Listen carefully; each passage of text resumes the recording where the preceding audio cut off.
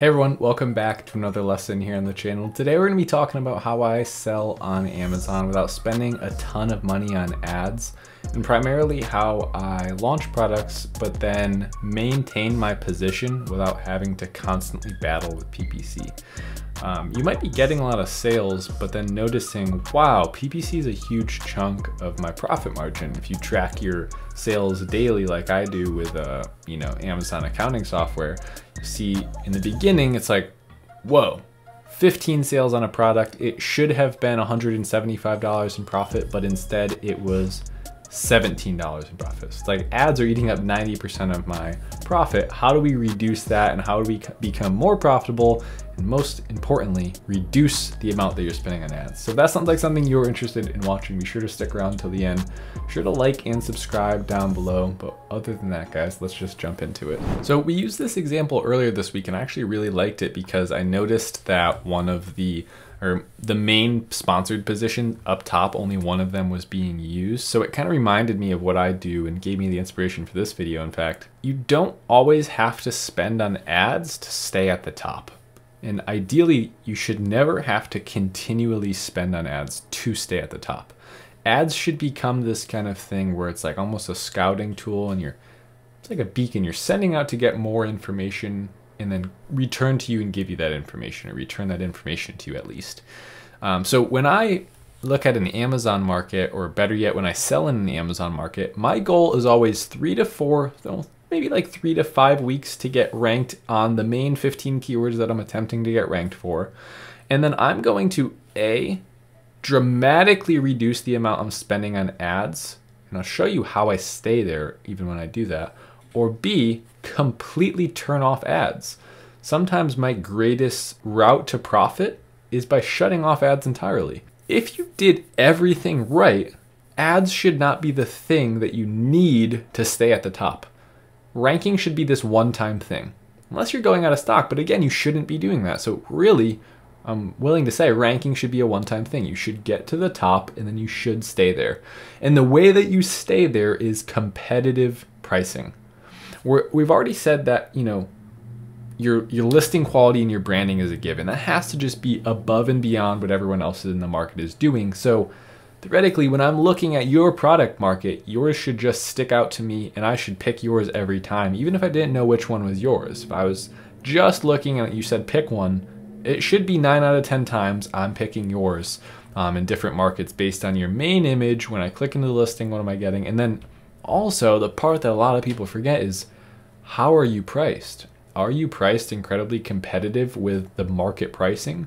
Or did you spend so much time on product design that you have to charge double what the market is selling for? That is not really an attractive option to me. I'm always the kind of person that's like, let's sell a really high quality product, yes, but let's do it in a way that we can still sell within the market average. I'm not the kind of person that is trying to sell premium products. To be honest, that model is just not for me. Like, what has worked for me has been selling competitively with price, but then still having a high quality product. Now, a lot of you are like, well, every time I try and make a better product, I have to increase the price significantly. It's like, well, yeah, sometimes the route is like, don't cling and don't be so convicted about what your margin needs to be. I'll go into markets and I'm okay with 27% profit margin net, whereas my competitors might need 40. So they're going to cling to that $40.99 pricing, whereas I might drop all the way down to like $32.95.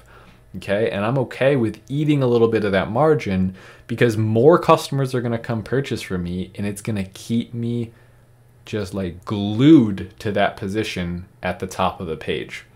So the next time that you're thinking about selling a product, or the next time that you're actively looking at products that you're selling and thinking about what to do, ask yourself if you're being a little bit too convicted to the price model that you've set up in your head. Would this still be a good product if it made 28% profit margin, or 25, or even 18% profit margin? Would it be worth keeping in stock if you sold 10 a day at that price range? Look at it this way. I'm going to restructure this. If you have let's just go nice and easy, a $10 product, you're selling 10 a day of those at 50% profit margin, so you're making $50 a day. but you're spending $45 on ads to get those 10 sales at $10. What if you priced your product at $5, but then instead you made 20 sales? So you made twice as many sales because of the fact that you had a product that was half price. So now technically you still have the same amount of revenue. You've actually lowered your price, but you have double the sales, but you didn't spend anything on ads. So instead of a 50% profit margin, because you cut it down so much, now maybe you only have a 20% profit margin. So you made 20 bucks instead of $5 comparatively. That sounds better to me, right? Like, I want more profit. I'm not a sales guy. Like, I don't care about top end sales. And I say that, but in a way, like, that drives more profit. So I do care about top end sales, but really I'm looking at the end of the day, how do we squeeze the most juice out of this thing? And a lot of the times that's a little bit more competitive price, less ad spend. You can easily spend $50 a day on ads, but you can't easily make that back if the same number of people are always buying your product. So it's just something to think about. Whenever I come up with stuff like this, I know I'm thinking this way and it might be unique and you might learn something out of it. So even if I just help a couple people with this message, their current selling situation is definitely worth it. But that's going to do it for today's video, guys. Thank you so much for sticking around to the end. Be sure to like and subscribe down below. And if you want to hear more about these kind of like philosophies that I have about selling, and maybe a little bit more about consumer psychology and a different look on Amazon, you could come apply to Savage University with the first link in the description.